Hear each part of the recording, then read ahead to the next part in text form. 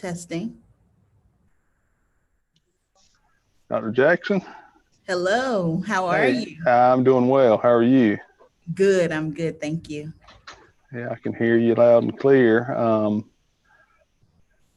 You want to test your video just to make sure we can Let's see here. see you?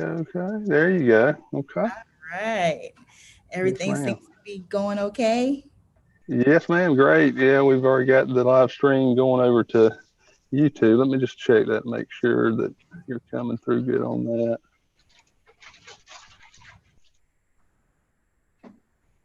Yep, I'm seeing you awesome on that. Yes, great deal. So for the time being, I'm just going to share my screen and add a picture of our East Georgia logo. Perfect.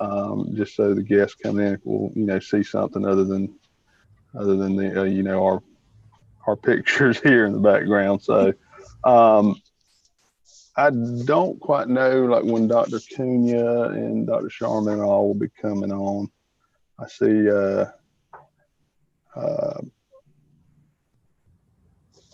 who just joined, Dr. I notice here that I'm unable to share my screen. Yeah, I will grant you permission Okay, to great. do that. Yes, ma'am. Here we go. Awesome. So I'm gonna make you a co-host. Okay. And okay, so now see if you have the capability. Do you have the screen share? Oh yes, all is well. We're good. Okay, so that's very good.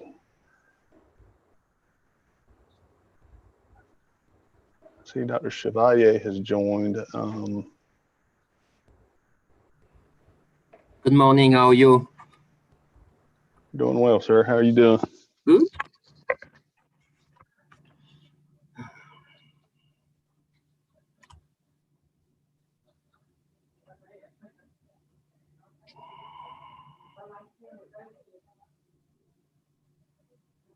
So where do we see the question, or is Kat going to look at the question after the presentation?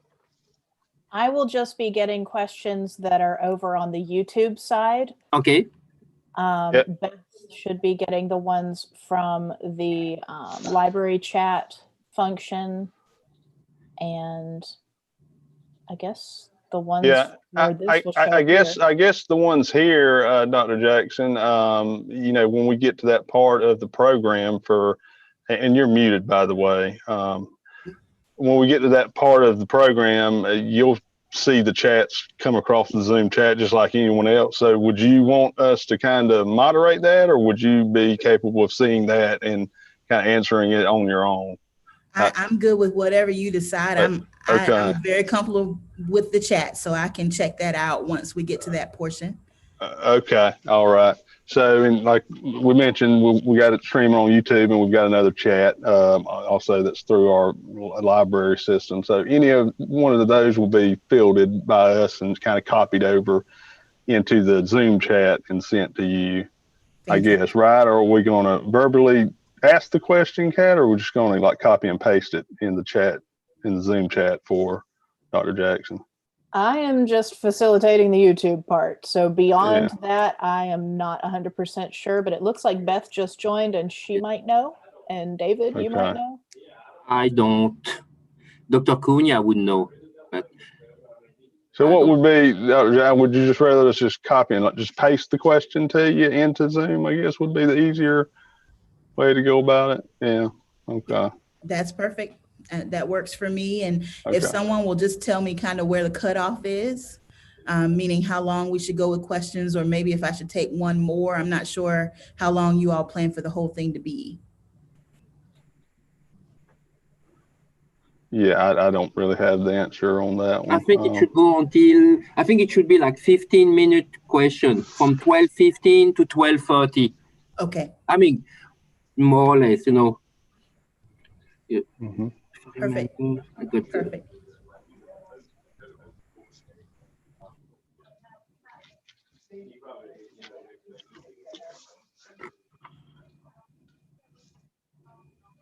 And congratulations, Joe, on your degree. Thank you. I appreciate that. Great.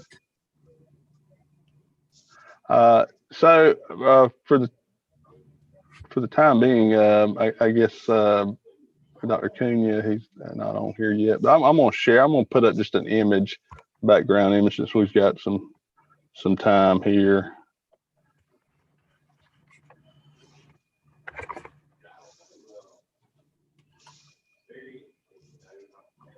And just so everybody knows, there is a bit of a time delay from the Zoom feed over to YouTube. So for instance, Dr. Jackson, on the YouTube feed, you just put your headphones in. So that's about how long the lag is. Gotcha. So just so everybody's aware, there will be a little bit of lag over to that way. Okay. And can you all still hear me okay in the headphones? Yes, ma'am. Yes, ma'am. Okay, good. Yeah. I'm around the corner from the emergency room, so I figured I better wear these so you don't hear the sirens through the whole thing.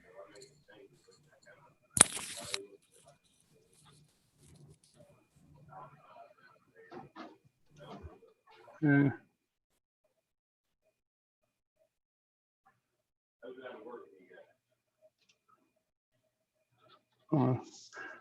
Well, it's not coming through like I want it to, so I'm just going to stop that. We're getting close to the top of the hour here, so we'll just go with the format how it is.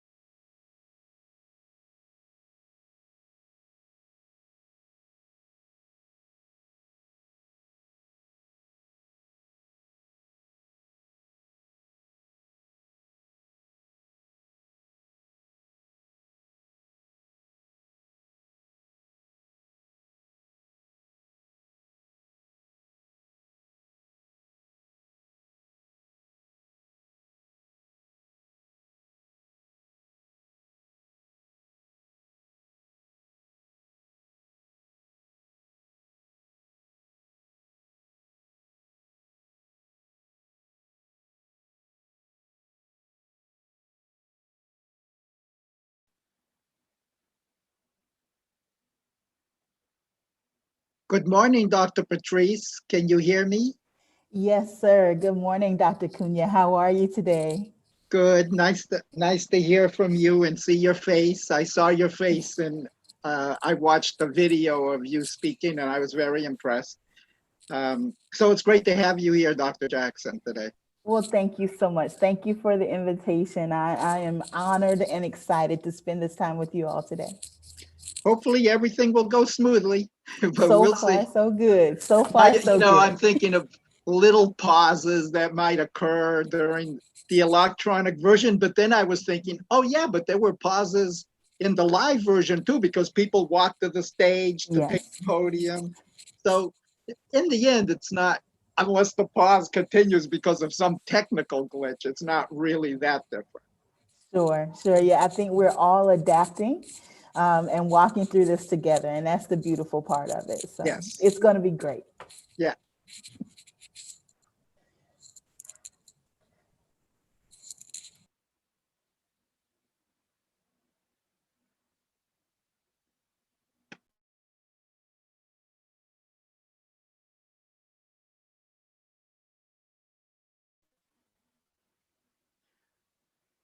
Dr. Jackson, I think also when you're done with your speech, you can invite the questions from the audience, and then we'll try to juggle that too. We've got questions coming in from various different Yes. venues, because this is being broadcast live on YouTube for the general public, and then the students are watching it through D2L, and faculty are watching it live through Zoom. So there'll be questions in the chat room. We'll try to juggle this and try to get it all right. No worries. We discussed earlier that I would keep my eye on the chat once we good. open it up for questions. But if it's easier just to verbally share the question, I'm flexible. So whatever works, whoever's managing all the platforms, we will work through it together. Yeah, I think it's a good idea to try to, for either David or I, David Chevalier, who you see in the yellow shirt. Hi, David. He is the interim dean for math sciences, and we're co-chairs of Convocation committee. It's probably best for us to one of us to present the question so that everybody knows what the question was. Plus, I'm expecting many questions may be similar, and so we're sort of consolidate them. Sounds good. Okay.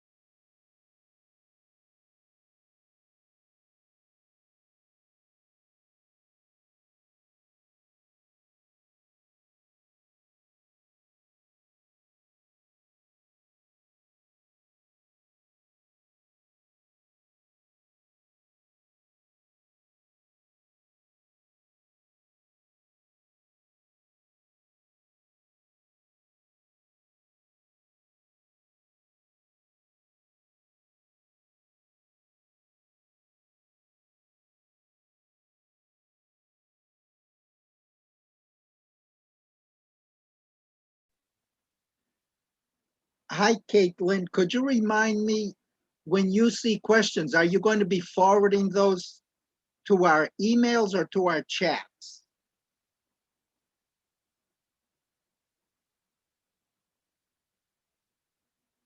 Sorry, was that a question for me? Yes. I know you're going to be fielding some questions too. How Yes. will we, are you sending those to the chat, or are you Yes. sending, oh, so we'll see them on the chat. Okay, cool. Mine will actually be going to the library chat. Beth is going to be fielding all of those to the Zoom chat. Yeah, Dr. Okay. Gideon, you'll see a lot of any questions come from me into the Zoom chat, and that's Okay. coming from YouTube and from the library chat box. Okay. And I'm fine if you guys see lots of questions that are similar and you want to consolidate it somehow. That's okay with me too. It's up to you Okay. guys. Sounds good.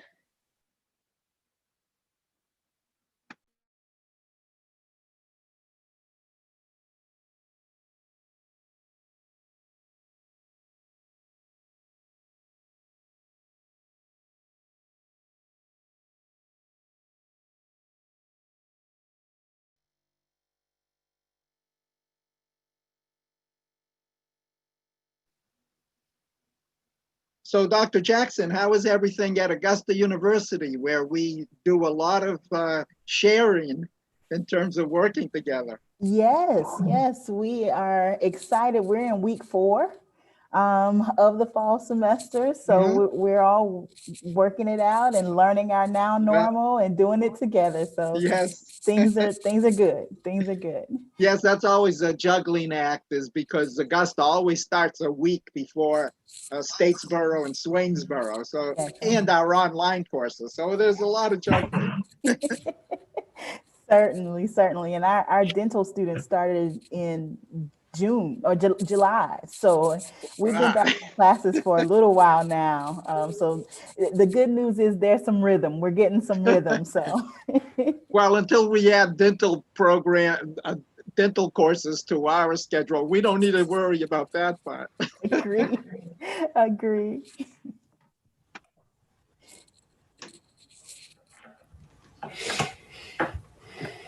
Good morning, Dr. Sharman. How are you today? Hey, Dr. Kenya. I'm doing all right. Just, sorry, let me.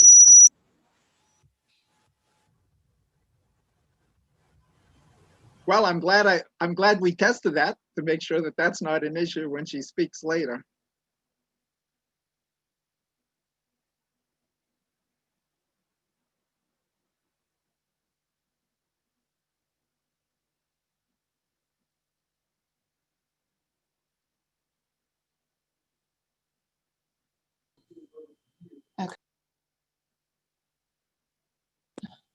Okay, can y'all hear me? Yeah. Okay, very good. Hi, Dr. Jackson. How are you today? I am well. How are you? Well, I'm doing, it's busy. Thank you. Absolutely, I understand. Have you met before, Dr. Sharman? Have you met Like, I know you were at Southern, Dr. Jackson, before, and that's where my husband's worked for 23 years. He's in computer services. And maybe we were in a meeting at up at Augusta. I don't know. I'm sure we may have. I was at Georgia Southern for 13 years, and I've been in the system since 2007. So I'm sure we've had a meeting together at some point. Yes, somewhere over the years. You're right. Yes. Well, it's a pleasure to have you with us today. I really look forward to this program. Thank you so much for having me. It's my honor.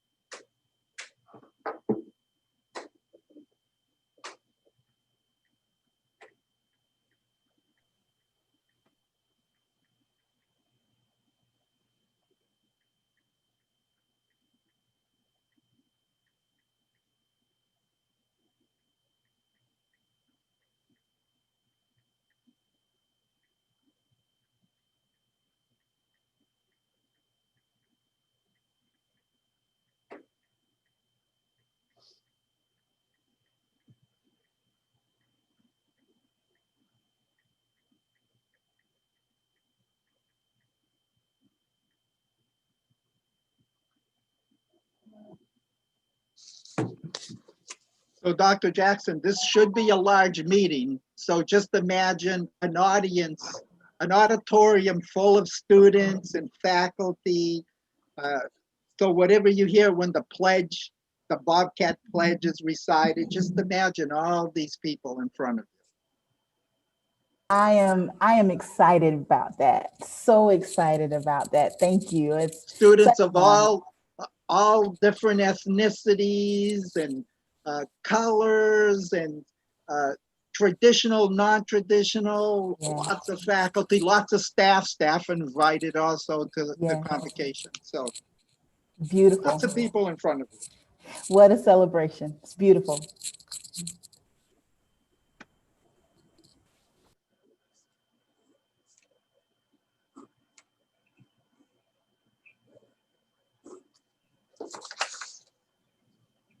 Morning, Dr. Jackson.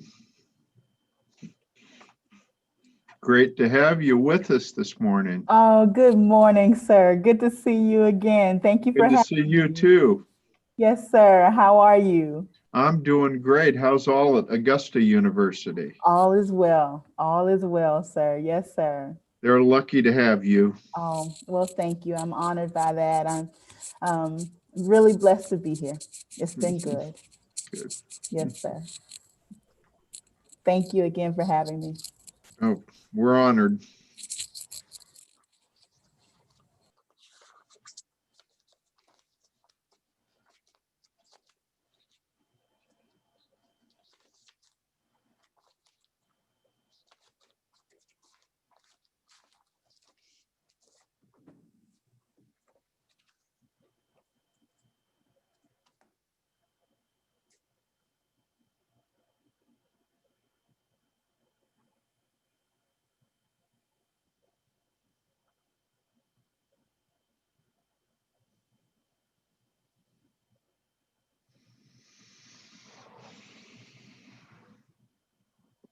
Well, good morning, everyone. It is 11 o'clock, which means it is time for us to begin our 8th annual convocation at East Georgia State College.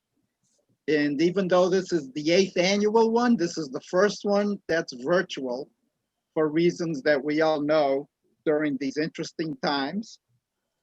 And we have envisioned this event as an opportunity to offer students and the broader community, because they're always invited to participate also, the possibility of pursuing the higher educational and ethical potentialities that are encouraged by liberal learning. This is one of the things we like to emphasize. The purpose of the convocation is to celebrate new students, all those first-year students that are now at East Georgia State College, to celebrate their entry into higher education and to officially start the new academic year, to induct these students into the freshman class with our Bobcat Pledge, and to build a sense of group identity or community among our academic family, and to share the college's mission and expectations to new and returning students. And so the whole idea is to welcome everyone and remind them that critical thinking and all these years of learning that they have in front of them are really crucial in making them better American citizens, and if they're not citizens, better people that reside in our community in the US to make the country a better country. So with that, I would like to turn it over to President Bomer, who will begin the process officially. Good morning. Welcome to East Georgia State College's 2020 Academic Convocation. Thank you to Dean Carlos Cunha and Dean David Chevalier and the members of the college's Convocation Committee for planning and organizing this very important event. To our featured and distinguished guest speaker, Dr. Patrice Jackson of Augusta University. Welcome back to East Georgia State College, Dr. Jackson. We are honored by your presence. Thank you. I congratulate the Convocation Committee for the choice of today's topic, leading with civility. Civility is not passive. It calls us to action in a society in which we too often seek to silence opposing viewpoints and to belittle others or to treat others harshly because of their race, their color, or their beliefs. Civility finds its basis in respect. Respect for every person because of their humanity. It calls upon us to treat every person we encounter with the dignity every person deserves because of their humanity. Civility does not call on us to silence our opinions or to subjugate our opinions to those of others. it calls on us to voice those opinions with an appropriate measure of respect for opposing viewpoints. As you think about leading with civility today, I urge you to think about the life of civility lived by Georgia's own U.S. Representative John Lewis. Even as he crossed that bridge on Bloody Sunday in open defiance of racism and discrimination, he at every moment treated even his attackers with civility. I challenge everyone in this Bobcat community to hold themselves to that standard. It is now my pleasure to turn the program over to the director of East Georgia State College's first year experience, Mr. Rob Norton. Good morning. We will be sharing or having the freshman class read the Bobcat Pledge together. And if that can be displayed on the screen at this time so that that can be read by the students. I think the students actually have it on their D2L page. Oh, okay. And you know, Dr. Sharman will say a few words and then they will start the pledge. Okay, so students, if you would unmute your microphones, and I'm going to count 3, 2, 1, and then if you would go ahead and read the pledge. Well, let's have Dr. Sharman say a few words first. Okay. All right. This convocation and induction ceremony celebrate the transition that is taking place in your lives at this very moment. Because of your prior achievements, you have reached a personal and educational milestone. It is now time for you to join students who came before you to this campus in the pursuit of knowledge, discerning judgment, and responsible action. Mr. Norton. All right, students, unmute your microphones. And 3, 2, 1. As a member of East Georgia State College, I pledge to maintain high standards of scholarship and excellence. I will work with other students, faculty, and staff to strengthen teaching and learning on campus. I pledge to practice academic honesty. I will model and uphold academic integrity, to earn trust and respect from all members of the community. I pledge to act in personally and socially responsible way. I will treat everyone in the EGSC community with civility, courtesy, compassion, and dignity. And I will respect the property and environment of the campus. I pledge to value the uniqueness of every member of the community. I will respect and learn from the ideas and opinions of different people. Thank you, students. You may now mute your microphones. Students, you have earned a place in a community where learning and service is our purpose, and the ideals expressed in the Bobcat Pledge are our guideposts. Welcome to the community of scholars.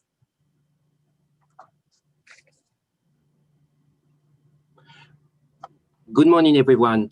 My name is Dr. David Chevalier. I am the interim dean of the School of Mathematics and Natural Science. First of all, let me thank Dr. Sherman and Mr. Norton for leading the Bobcat Pledge, and once again, to congratulate our students on the induction. East Georgia State College is proud to have Dr. Patrice Jackson as our guest speaker for the fall 2020 Convocation event. Dr. Jackson is the Associate Vice President of Student Affairs at Augusta University. She served previously at Albany State University, Georgia Southern University, St. Mary's University, College of Charleston, and Trinity University. She earned a bachelor's in sociology from the College of Charleston, a master in counseling from Webster University, and a doctorate in education from Georgia Southern University. Dr. Jackson is a strong leader who has a student-centered approach and a passion for campus collaboration helps continue to enhance student life experience. Dr. Jackson's presentation on Leading with Civility is a timely and much needed guide for our students who are embarking on a new phase of their life at East Georgia State College during this uncertain time. Please join me in welcoming Dr. Jackson. Dr. Chevalier, thank you so much for that welcome. Thank you so much to President Bomer and Dr. Cunha, Dr. Cheeks, Ms. Hutchins, to the coordinating committee and to East Georgia State College. I am so excited to spend this precious time with you all today. And I tell you, I need a moment to get myself together because after hearing your students recite the pledge together, it just fills my heart and reminds me of why I do this work. There are two reasons why I said yes to this invitation. Two reasons. And those two reasons are, one, I believe in the power of education, and I know about the power of education to change lives. The second reason is I believe in the power of community and people coming together and strengthening and supporting each other. When I went to college, students, now I'm talking to y'all, we're gonna talk real talk today. When I went to college, I remember walking in at orientation. I will never forget it. I walked into this room where we were supposed to register. My mom had driven me down to Charleston, South Carolina. My little sister was with us because she was not about to miss an overnight trip. And I walked into this place to register and I looked around and I became overwhelmed. There was no one there that I knew. In that moment, I didn't even see anybody that looked like me. And I decided this was a bad decision. I should not be here. I'm just gonna go back out and tell mama we can go home. Well, if you have a mama like mine, you know that that was not gonna go too far. I went back out there and said, Mom, look, I made a bad decision. This is too much. I don't think I can stay here. I don't want to be here. Let's just go back home. I am so grateful that my mother loved me enough to look me square in my eye. And she said, let me tell you one thing. She said, we drove all the way down here. We ate McDonald's for breakfast this morning. I closed my hair salon to bring you down here. Oh, you are going to stay. Now go back in there and get yourself registered and let's do this. Now, today, as a mama, I can feel how that must have felt for her, for your child to say, I'm scared and I don't know if I can do this. But for her to love me enough to say, yes, you can, and yes, you will, you are going to go do this. Because of that love and because of that push, I'm sitting before you today 3 degrees in when I didn't know if I could do 1. I'm sitting before you today with a doctorate degree and with the opportunity to help other students through this process and through this experience, and to share with you all today, education has literally changed my life. I am from Crocketville, South Carolina. Oh, don't look at the screen like that. I know y'all don't know where Crocketville is. That's okay, because nobody lives there but my grandparents, my parents, and some cousins, okay? But it exists. In Crocketville, South Carolina, my family, to this day, that's where they are. They love harder than I do. They work harder than I do. They have faith deeper than mine. The only difference between the life that I've been able to give to my child and the opportunities and open doors that I have available to me and my family members is my education. They didn't have the privilege to do what I was privileged to do. And these 3 pieces of paper with my name on them have opened doors of opportunity for me that I never experienced would be open. So I say that to you, students, regardless of where you're from or what brought you to this point today or what made you decide to pursue education. I don't care how old you are or what your culture is or what your background is. I need to tell you before I say anything else, you made a good decision. You are in the right place at the right time. And no, every day is not going to be easy. But guess what? You can do hard things. And there are people at East Georgia State College who are going to help you do it because it is worth it. Anything worth having is going to take a sacrifice. Anything worth having is going to take work. But I am sitting before you as an example and a testimony that if you will stay with it, and if you will do your best and connect and lock arms with the people around you who are passionate about helping you, you're going to find yourself one day sitting in a seat like this, encouraging other people and other students of the difference that education has made in your life. So congratulations and welcome to this day. Welcome to this day. My second reason is I believe in the power of community. There were people in my path from undergraduate through my master's, through my doctorate, and even to this day, there are people who helped me along the way. When I went to college, y'all, I didn't know textbooks cost money. I didn't know what a FAFSA was or how to fill it out. I had no idea how to do it. It's not that my family didn't want it for me, but they didn't have the experience to share. But there were people who rallied around me and connected with me and showed me the way and encouraged me and wouldn't let me give up and taught me what I didn't know. And I am so grateful for that community, for that village, for those people who helped me through. And you're going to do that for each other. So I'm going to get into our talk here. I encourage you, once I am done, we are going to open up the chat for anybody who would like to submit questions, or if you would like to share comments throughout, feel free to do that. But I have some things that I want to share with you all today about leading with civility. And I am going to pull up my slides here so that we can get started. And then let's get started on our talk today.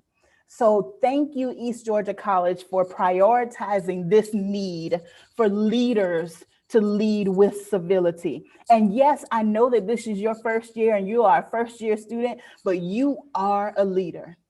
Somebody is watching you. Someone is learning from you. Someone is following your pace. So already in your life, you are a leader. And we want to encourage our students to get this education. Absolutely. Get this education, because I'm telling you, it's a ticket in your hand. But when you get this education, we want you to know what to do with it so that you make a positive impact on whatever community you find yourself a part of. So you're going to have your degree, but you're also going to have some knowledge in your heart that will help you make a positive impact with that degree. And that is what we're talking about today as we talk about leading through civility. So let's get started. What do you see in this picture? I know that we're not talking back to each other yet, so I'm going to talk you through it, okay? Many people may say, I see a vase. I see a vase. Other people, when I share this picture, say, I see 2 faces. There are others who say, I see both. It's all about perspective. If you look hard enough, you can see that there is more than what meets the eye in this one picture. Life is the same way. There's always more than one side to a story. There's always more than one perspective in every situation or every topic that we are dealing with. So our goal today is not to bring all of us to agreement on everything. That's not how this works. Actually, we are an institution of higher education. We learn from difference. We learn from disagreement. It's rich. It makes our experience rich. So our goal is not to convince you to choose one side or the other today.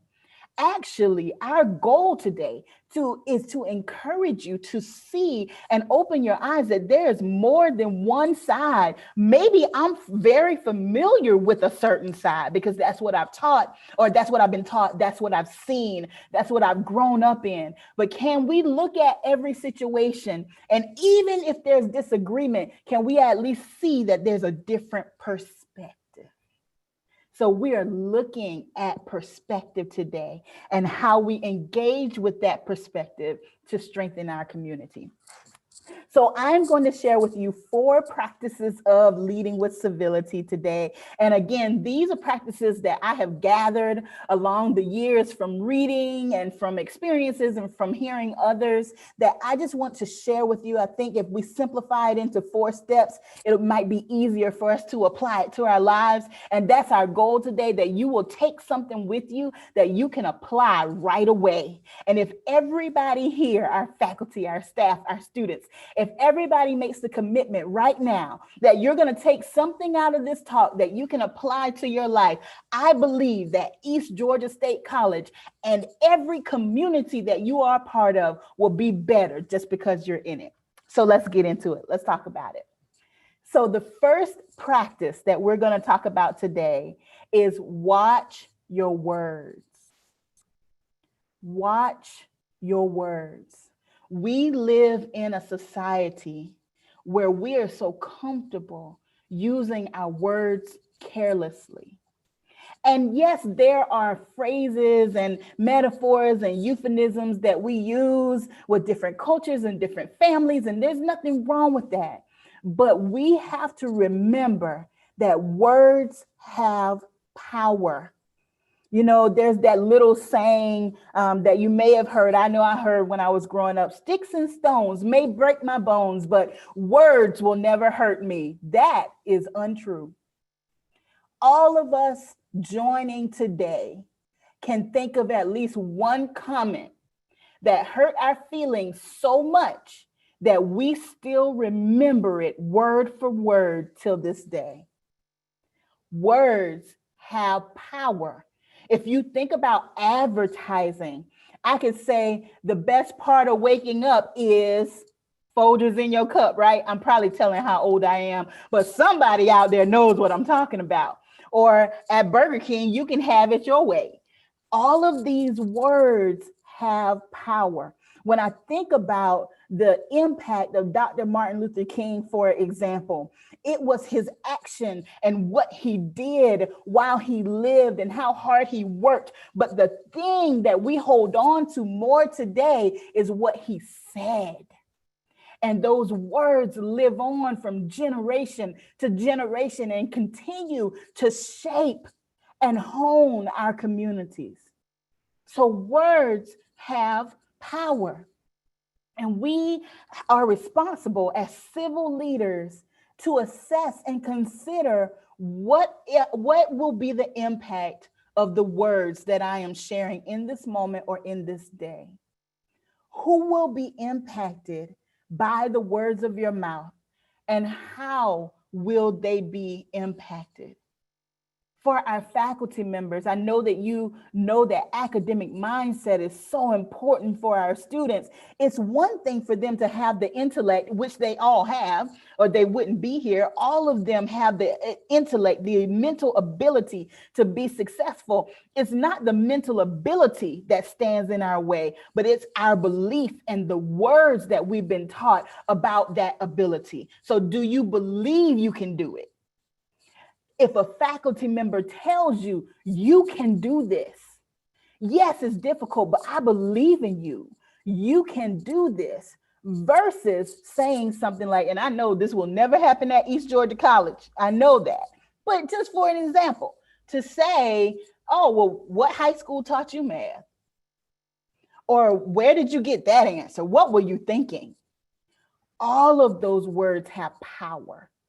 And as the faculty and staff members who are responsible for supporting our students and walking them through this process, we want to make sure that all of our words propel them and push them forward towards their goal. That doesn't mean we don't tell the truth in love. There are times where we need to share what is true, right? Absolutely. But there's a way to package those words. There's a body language, there's an eye contact, there's a tone of voice to share truth in a way that somebody can receive it in their heart versus a way to share the same words, but within a package that is harmful or that causes damage to a person. So what words are you sharing and how are you packaging your words? Do you package your words in a way that people can receive it? Even in our conversation today, we are all meeting virtually. We're all meeting electronically. And our desire is that we could all physically be in the same room right now.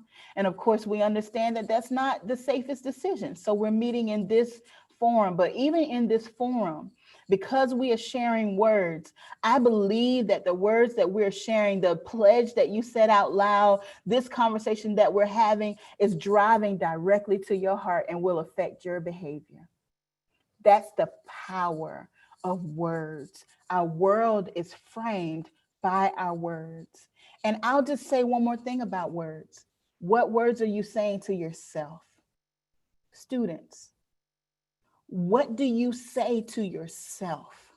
My grandma always told me, baby, you're gonna have exactly what you say. What does that mean? If I rehearse, I can't do this, I can't do this, I can't do this. The more I say it, the more my mind starts to believe it, and that's exactly what I'm going to get. It doesn't mean that I don't have the ability, but it does mean that I've convinced myself that that is my truth, and I've held on to that. But if I turn that around and say the opposite, I can do this. I am well able. I am smart enough. I am strong enough. I work hard enough. I can accomplish every one of my goals. The more you say it, even if it doesn't look true, if you're looking at that test you just got back and it's a C or a D, we're hoping it's not worse, but sometimes it might be. And you're looking at that test, you can still tell yourself, I can do this. I am able. I am strong. I am smart. And the more that you talk to yourself in an encouraging way, the more that you are going to believe it and that it's going to manifest in your life. So let's make sure that when we walk into a room or when we are a part of a community, that we use words to build up that community, that we use our words to strengthen that community and not to tear it apart and not to bring damage to the people who we walk beside on a daily basis. So number 2, check your baggage at the gate. So occasionally I have an opportunity to travel on an airplane. And if you've ever traveled on an airplane, you know that there's only a certain size of baggage that you are allowed to take on the plane with you. You can bring your baggage, but if it's of a certain size, you got to check that bag at the gate, right? So I brought my big bag. Can y'all see it? I brought my big bag today just to show you.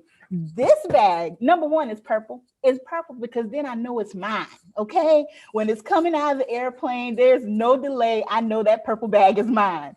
But it's also pretty big. And that means I can put a lot of stuff in it, which I do, which means it's pretty heavy. The airlines will not allow me to bring this baggage on the plane with me. They have a place for it under the plane that this bag goes. What am I trying to tell you? Every one of us has baggage. We have a background. We have a culture. We have things that we've been taught. We have things that we have heard. We have beliefs. We have opinions. All of us have baggage. We should not roll our big baggage around on top of everybody else's toes and expect everybody to just accept our baggage. Everybody is allowed to have baggage. But when we come to work, when we come to class, when we come to be a part of the community, we've got to learn how to work through our baggage and stow it away so that other people are not being harmed by our baggage. You know, I talk about my husband a lot because he's just pretty awesome. He just is. I love him and I'm so grateful for him. But he taught me how to handle our home baggage. He taught me. When we first got married, he taught me how to handle our home baggage. I come from very fiery women, very fiery. I admit that. Very strong, don't take no stuff kind of women, okay? There's strength in that. Nothing wrong with that. But so when we had our first, let's call it just a passionate conversation. We don't argue, okay? Just a passionate conversation. I was ready. You hear me? It was my very first one, newly married, didn't know what to expect. I was ready. Listen, I will go toe to toe. I don't mind. At that point, I've gotten a little wiser, y'all. But at that point, I was ready for him. I'm so grateful for his wisdom. So grateful for his wisdom. He saw that I was rising, he was rising, and he said, okay, wait. He said, I need time and you need time. And he stepped away into the room and left me in the living room. And he was gone for a while. He was gone for a while. But in that time, it allowed him to calm down. It allowed me to calm down. And when he came back out, he was ready to have a conversation. And he taught me how to have a conversation. He sat down and he looked me eye to eye. And he told me he had written down his thoughts. And I don't remember exactly what he said, but all I remember is that he made me feel safe. I didn't feel harmed by his words or his approach or his attitude or his opinion. Even though he thought one way and I thought the other, that was okay. In that moment, the way that he addressed it, because he addressed it in love, because he showed me that it's okay for us to calm down before we deal with any of that, he taught me how to have difficult conversations and how to check that baggage and deal with it before we share it with the world. So what baggage are you bringing along with you every day? And whose toes are you stepping on or rolling on with your baggage? And how can you address that? How can you deal with that? You know, I know for me, if I don't have my quiet time in the morning, it's probably going to be a rough day because I know me. I need that time. I need to recenter. I need to be focused. I need to remember why I do what I do. And when I do that, I can be better for everybody around me. So check your baggage at the gate. Don't expect everybody in your life to allow you to roll over their toes with all your thoughts, all your beliefs, all your opinions, all your attitudes, all your problems. We have to personally take responsibility for our own baggage so that we can interact with other people without bringing damage to them. The other thing I want to talk to you about today is your invisible backpack. And I brought a backpack today to talk to you about it. So every single one of us carries and has an invisible backpack. You have it on right now. You didn't know it. Maybe you didn't realize it, but every single one of us has an invisible backpack. And in that backpack is everything you've ever learned, everything you've ever been taught, what has been said about you and to you. All of your memories are in that backpack. And that backpack determines how you interact with other people. So if you've ever noticed that there's a person who just, every time you interact with them, it's really sharp, it's not you. It's because there's something in that person's backpack that causes them to react that way. And we are responsible, and students, this is the beautiful thing about higher education. You have the opportunity to open up your backpack and go through it and decide what you want to take further with you. So maybe there are some experiences or some lessons that you've been taught by your family, and they fit well with your future. They fit well with who you are and what you believe, and you decide you want to keep that with you. that you're going to take that along with you and you put it back in your backpack. But then maybe there's some things, some experiences that you've had that have been hard, that have been difficult, that have been different, and they just don't serve you well.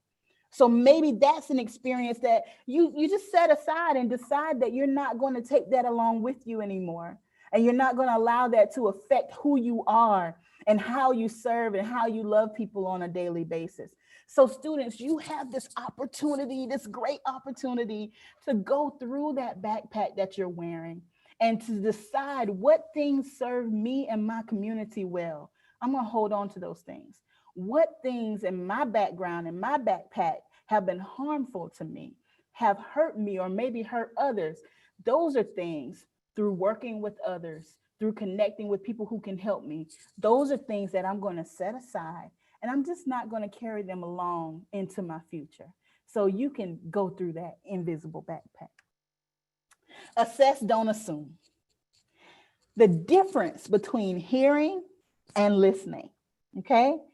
If our bodies, our ears, have the ability and the faculty physically to hear, you can hear without doing any work.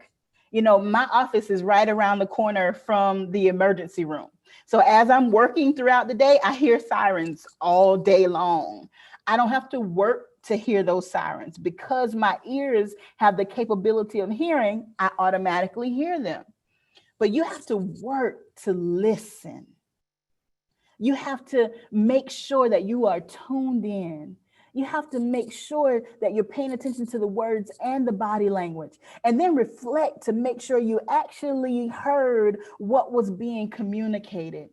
We make so many assumptions about people. Maybe it's because of what they look like, or how they speak, or where they're from, or the family they come from, or their opinions, or their religion, for whatever reason. And when I say we, I'm just talking generally in America. We make so many assumptions, painful assumptions about people without knowing their story. And every single one of us has a story. So I want to encourage you, instead of assuming you know somebody, or assuming you know something about them just because of what you see, ask questions, have a conversation, listen to them. Again, even if your opinion or your thought or your belief is different, that's okay.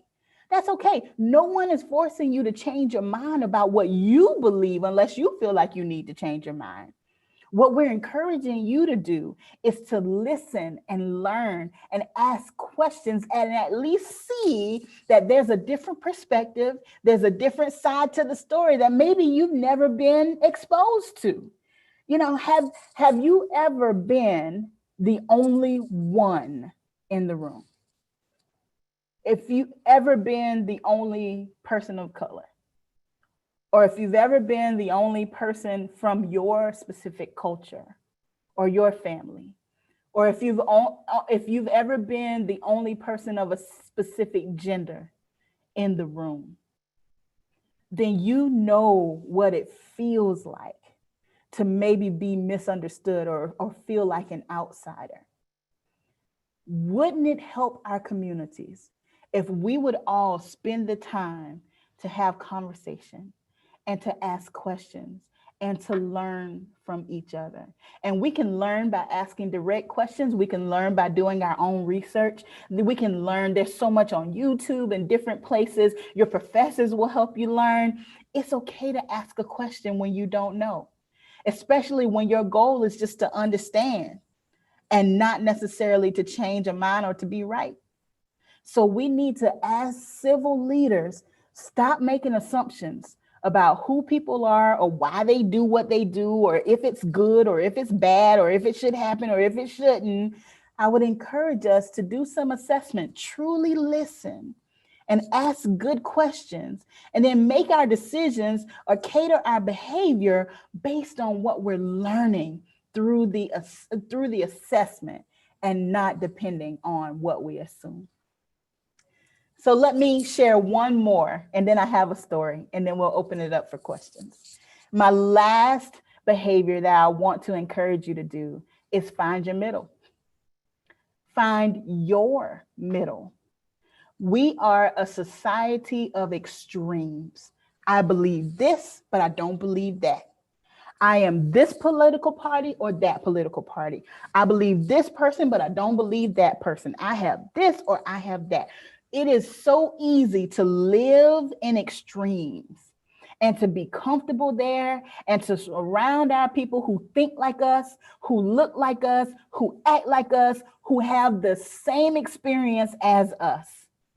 What I would encourage you to do is find your middle, not to jeopardize or violate your personal values, but make sure they're your personal values and that you know why you believe in them. And they're not just something that you've been taught and you just held on to, but you have your personal values and you have an understanding of what those values mean to you.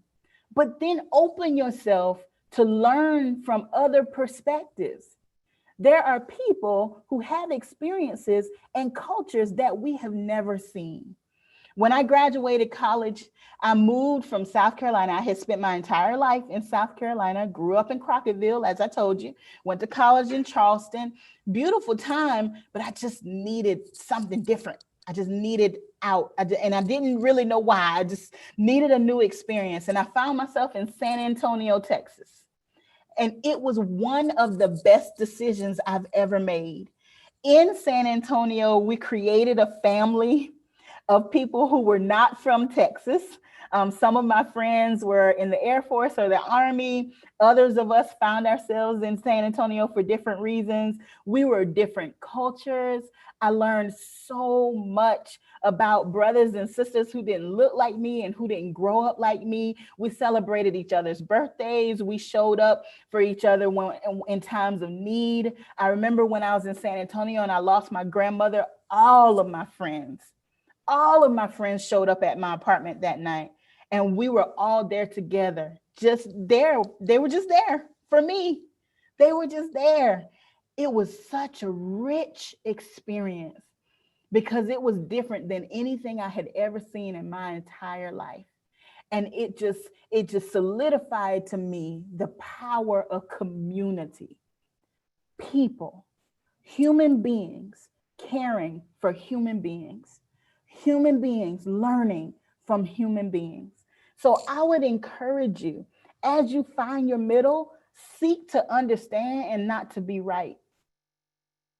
Maybe you are right to you, and that's okay. But listen and assess and ask questions to understand, to see a new perspective. Look for best solutions because there may not be a right. Right for whom? Who is it right for? Who does it leave out? Who is negatively affected by this right decision? Who's positively affected? So make sure that you find your middle in every situation and understand that there are different perspectives to every situation that we face. So let me leave you with this. This is a picture of a memorial service that we had when I worked at Georgia Southern University. And this is always a little tough for me to talk about, but I think it's important. I was at Georgia Southern for 13 years, and I served as Dean of Students there before I left. And this was a memorial service for 5 nursing students who passed away in a car accident. We had 2 students who were injured and we lost 5 students in one day. It was the most devastating day of my entire career. The reason why I share this picture with you is on the day of this memorial service, and I don't know if you can see exactly how many people, but there's a stage up front, right in front of the administrative building. That's how far back this crowd was. In the moment of this picture, in this memorial service, it didn't matter if you were Black or white or brown. It didn't matter if you were Christian or Muslim or Jewish or any other religion. It did not matter if you were from the country or from the city. It did not matter if you came from a big family or a small family. The only thing that mattered in this moment was that we were a community in pain. And we were human beings who were supporting and loving on each other. Nobody cared about a political party. Nobody cared about who was right and wrong. In this moment, all that mattered is that we could all be there together. We are in a moment right now in our country. We are in a moment in this world. We have and we continue to live through a global pandemic. We have seen unrest in our streets. We are watching our justice system, and some have concerns about it. We are watching race against race and thought against thought. We are in a moment, and we are in a moment where we need leaders like you to stand up and rise up, and within your realm of influence, make the decision that I am going to be a responsible leader. I am going to be a civil leader. I am going to recognize that there's more than one perspective than mine. I am going to recognize that in this moment, we need each other.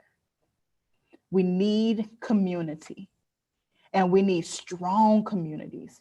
We need human beings who love each other, who will support each other, who will stand by each other, and who will refuse to allow our differences to separate us.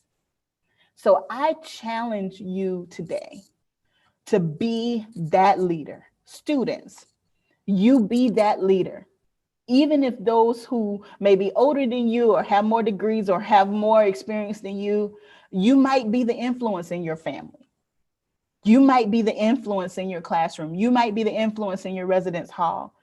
For our staff members, you may be the one person that everybody needs to see who's bringing the whole team together.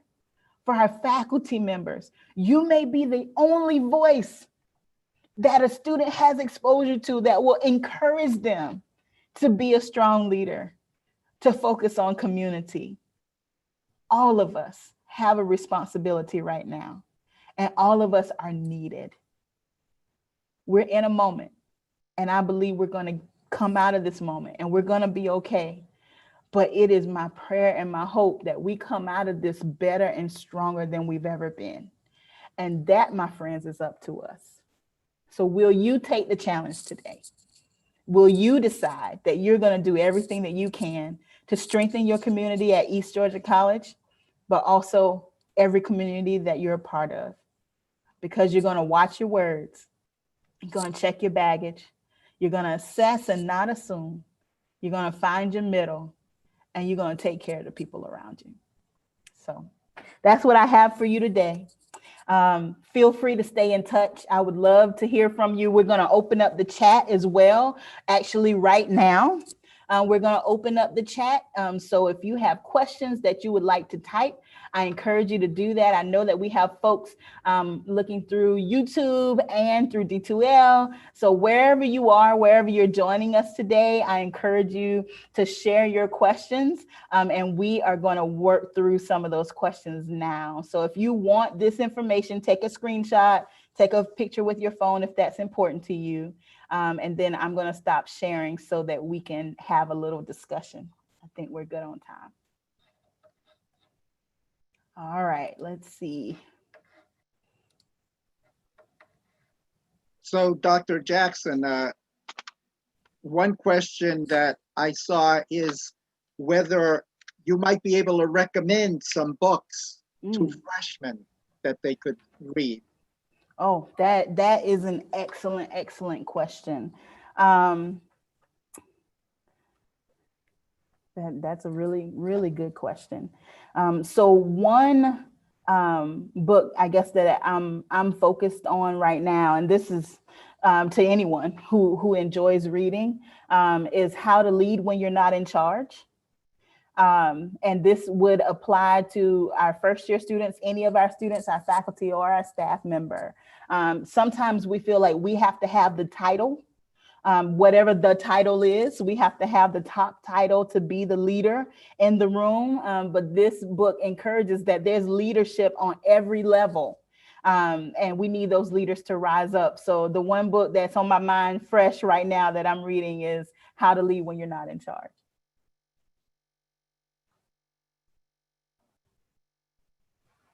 Another question that I thought would be interesting is a lot of the communication these days, of course, because you mentioned body language, a lot of the communication is via social media and phone texts. In the power of words, maybe you might want to say something about the power of words and that way of communicating. Oh my gosh, yes. Thank you for that question. Absolutely. Technology is a beautiful thing. I mean, it's the reason why we can be connected right now. And it has helped us through this pandemic to stay connected. The challenge with technology, social media specifically, is that there's the opportunity to use the weapon of our words without taking responsibility for them. It is so much easier to tweet, to post, to share something that may be harmful to other people, something that may be hurtful to other people, when you don't have to look those people in the face and when you don't have to physically be in the same room with them. But I would encourage our students to remember that words have power, whether they are said verbally, whether they are typed or tweeted or posted. I have seen over and over and over how our communities, especially our college communities, have been challenged by words and by opinions through social media. So I would encourage students to take responsibility for what you share, whether you're saying it verbally or whether you're typing it or tweeting it or texting it or posting it. But also, I would encourage all of your students to speak up for your community. If anything is posted or shared that is negative or that is hurtful to a group of people, you can be that student to say, that's not what we do at East Georgia State College. That's not who we are as a community. We take care of each other and we respect each other regardless of who we are. So you can be that leader to speak up in a positive way, because sometimes it takes a strong positive word to overcome that strong negative word. Dr. Jackson, there's a question from the library chat. Would you recommend any podcast? Oh gosh, what a good question. So I am just getting into podcasts myself right now. So I would take some recommendations if you all have some. I've been connected with Michelle Obama's podcast recently, and also Bakari Sellers. Bakari Sellers is a politician from South Carolina. He actually grew up about 15 minutes from Crocketville, so he's from the country too, but like me. But I've enjoyed his podcast as well.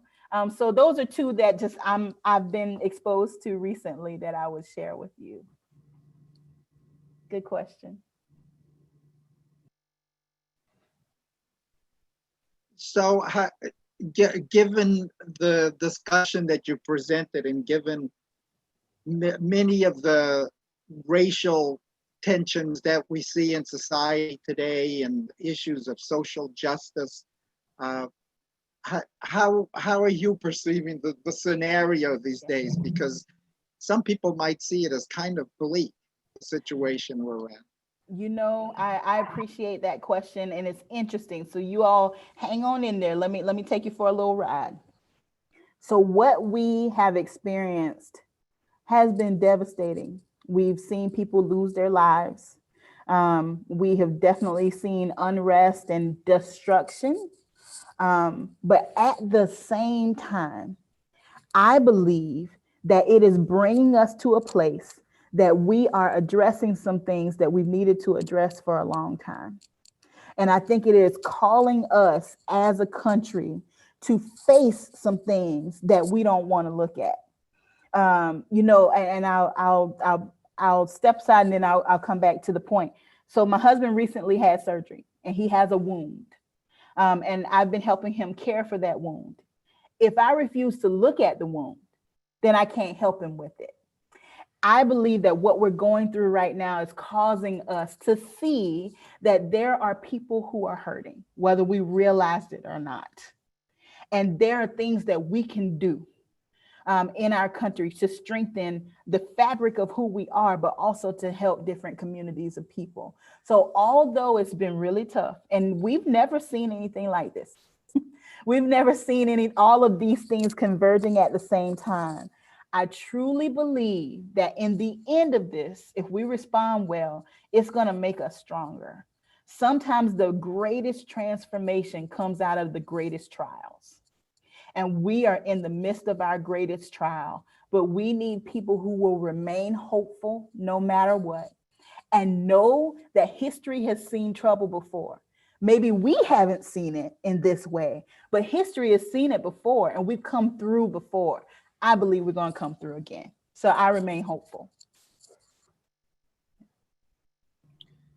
We have another question from the library chat. So how do we reach our leaders so they listen to us when our thought and questions seem to be ignored? You know, for example, the person said they often feel that our leader only have deaf ears and only hear what they want to hear. What are some strategies that could work? Sure. I've been in the position where I felt like what we were saying or what we need to share wasn't heard. I've also been at the tables where things are being discussed and things are happening, but maybe people don't know that things are happening. What I would encourage, and I'll give you an example, this summer here at Augusta University, our students became very vocal about some of the things that they've seen happen in our country. And they had questions about how we were going to respond here at Augusta University. So instead of hoping it would go away, we had listening sessions, even while everybody was away. You know, we only had a certain number of students in the residence hall who stayed with us and didn't have another place to go. Everybody was remote at home. We didn't wait. We decided you want to share and we need to hear it. So as a person who feels like maybe you're not being heard, is there an opportunity for you to share the invitation or to bring other people together? And sometimes that starts with your department chair or your director. Sometimes it starts right where you are. Can we sit down and talk about what these concerns are? And I would encourage you not just to bring a concern, but bring a possible resolution as well. That doesn't mean the outcome is going to be exactly what you ask for, but at least you've given the conversation some strength because you brought a possible outcome and it can be built upon from there. So start where you are, sharing where you are. Now I'll say one more thing about this. There have been situations where I felt like I shared and nothing happened, or even maybe I got a no, like that's not happening. And then time happened. And all of a sudden, what I proposed was what we needed. So sometimes it's timing. So don't throw those ideas away. Don't let them go because maybe you got a no or you got a not right now. Sometimes it's not just the right time. There are all kinds of systems and authority and different things, especially when we report up to the state and a system. There are all kinds of constituents involved. So it's not just the leaders that you think, but there are lots of leaders in our scenario. So start where you are, bring a solution with the problem, but also don't throw it away if it doesn't go as fast as you like.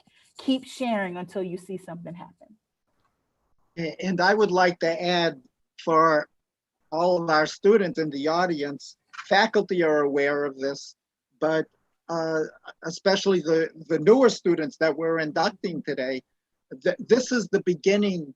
Today's session is the beginning of an ongoing process of dealing with these issues, listening to other people. The Convocation Committee and the Culture of Respect Task Force are going to be organizing additional events where you can share your views, not just vocally, but also creatively. We plan on having all kinds of ideas to one of the ideas is to sort of build a wall of what students and other people see as problems in society that need to be dealt with. And then we can start breaking down that wall. In fact, the idea was to build the wall before today's session and then break it down during the session. Wow. Unfortunately, there wasn't, you know, students weren't as around. And so we're going to be doing that for some other session, but there's going to be all kinds of opportunities to continue these kinds of discussions. And for you students out there,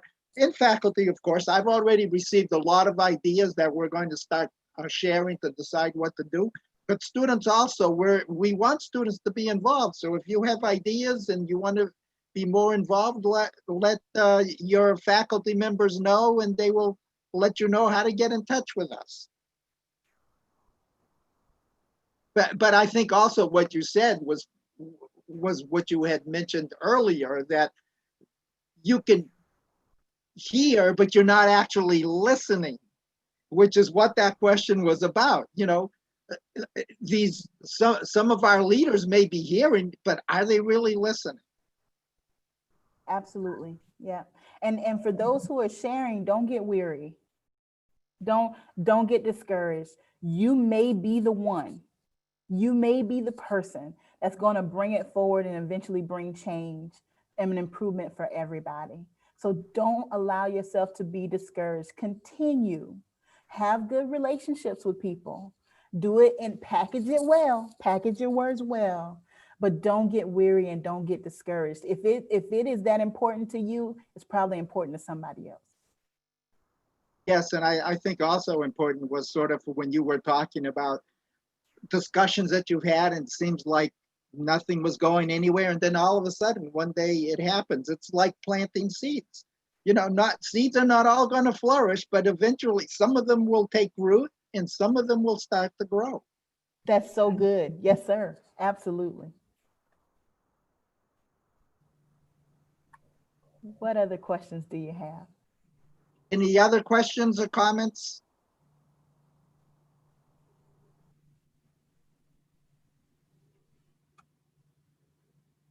I think another observation based on discussions that we've been having is to develop those critical thinking skills. Remember that everything you get on your cell phones, everyone is being micro-targeted today because of how you use the internet and what you do with your cell phones. The information you get is already going through a filter. So you need to work hard to actually see other viewpoints because everything now is so easily filtered. So I think that's another important thing that sort of triggered in my head during your conversation. That is so important, so easily triggered and just not true. Some things are just not true. You know, some things are misleading on purpose. And we have to invest the time and the energy that it takes to really do our own research and figure out how much of this is true and how much of it is propaganda. And we're all responsible. We're all responsible. So yes, we have a level of responsibility there to investigate truth, investigate facts. To see to gather enough information to make decisions for yourself and for your families.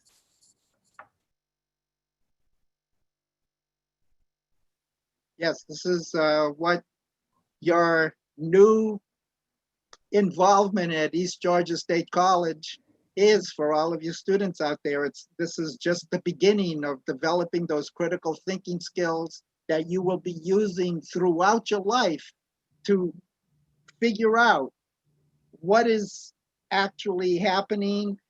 It's really not our job at East Georgia State College is not just about, it's more than giving you answers, it's getting you to ask the right questions and to think about whether the answers you get are first adequately resolve the issue, but even if they don't, are those answers what is really important, or is making sure you're asking the right questions? Absolutely, yes. I would also encourage just showing grace to each other. because sometimes we don't ask the question because we're concerned that somebody's going to be offended by the question. We want to know, we want to have more information, but we're nervous about saying anything because we're afraid of what the response will be. If we can just focus on showing grace to each other and recognizing that none of us know it all, but we're willing to walk through it together and support and help each other, I think that will create a stronger community. I see all of your comments. Thank you so much. Someone has asked whether there's some type of mentor-mentee support system. I know that we have mentor-mentee relationships where we connect with certain students and sort of become their mentor. But, if you're interested in dealing with more political kinds of issues or broader kinds of issues, you might want to check out the different clubs that exist, even though now they're more virtual, of course. Everything's more virtual. But also, if it's like political issues, check with the political science faculty. Or, worst comes to worst, check with the dean, your dean, and we can help figure out some of these kinds of concerns. I don't know if you'd like to add to that, because their mentor-mentee relationships are not, we have them on campus, but there are also national ones, for example, in different professions. If you're thinking about going into a particular profession, even though you're a student right now, you can connect with certain organizations that could connect you with a mentor to help you through the process. So that's what. And we also have a student leadership program at the college, but every year, I think around 20 students are selected, and they have activities, and I think it's Miss Stacy who organized this. Yep, and I also see that every student has an academic advisor. That's right. So if you want to start with your academic advisor, what I would encourage you concerning mentors, first of all of us love it when someone wants to hear more about the work that we do or the research that we've done. I get so excited when someone wants to talk to me about higher education or student affairs because I'm so passionate about it. So please know that those doors are open, but make sure you do a proper invitation, an email. Make sure you respect their time, that you come with your questions ready, or maybe you share those questions ahead of time to help your mentor, because most of the time, if it's a person that you want to be mentored by, that's probably a really busy person. It probably means they have a lot going on in their lives. So don't be shy. If you want to be a dentist or you want to be a doctor and you want to reach out to a local dentist or a local doctor, they would be honored to connect with you. So make sure you respect their time, but don't hesitate. There's so many of us out here who have had people to have a positive impact on our lives, and now we want to do that for others. So we look forward to connecting with you. I would add a couple of more things. The Beth Jones from the library is reminding everyone that the library is there to help you do research and help you with other issues. And another student said that there are no clubs at Statesboro. I have two things to say about that. Mostly, the clubs are going to be mostly virtual these days, so that's not as much of a hindrance. But at Statesboro, you also can be in the Southern Georgia campus, and they have clubs also. You have access to to what's going on that campus. You officially have access to those issues. And someone for the library also mentioned the SGA, the Student Government Association. Yes. That's our, student leader, Yes.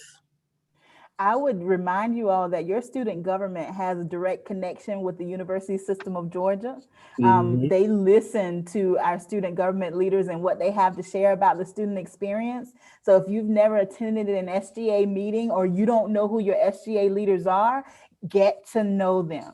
Because these students, they meet with Dr. Bomer and other administrators, but they also meet with state representatives to share what you need and what your concerns are. So definitely, I will always support SGA.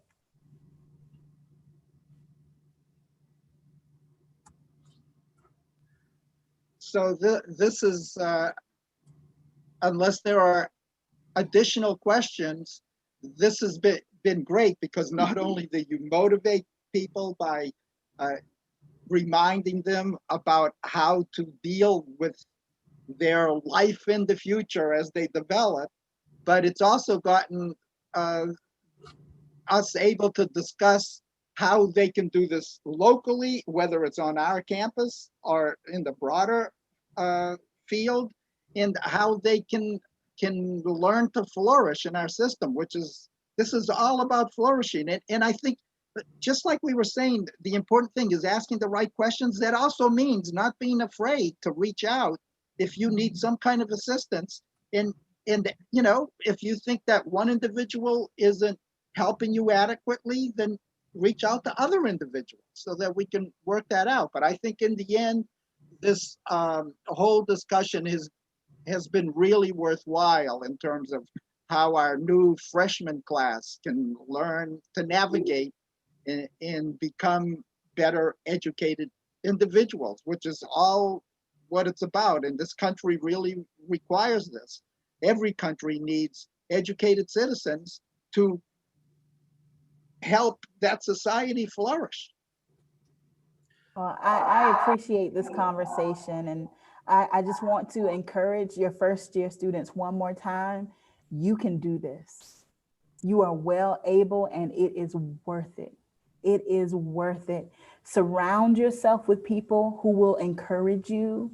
Surround yourself with people who will challenge you. Sometimes even those who are closest to us may not understand the path that we're on or why we are doing what we're doing. But if you know it's right and it's going to serve you well and serve the community well, do it anyway. Do it anyway. Be your own encourager. Be your own cheerleader. You can do this, and it will impact your life and generations to come. It may be generations you may not meet, but because of what you are doing right now with your life, you have impacted them in a positive way. So we are all here. We are all cheering you on, and we are in your corner. There was a request for me to share my contact one more time. Is that okay? Yes, ma'am. So I'll share that's one more time so that you all can have that, if that's okay. I shared weekly motivation on Instagram and YouTube. So if you need a little inspiration right now, feel free to connect with me there, or anyway, I'm always available to help, to encourage, to challenge. But I love to connect with all of you, and I feel like a part of the East Georgia family. So thank you all for having me today. Thank you. Before we officially began Convocation, I was telling Dr.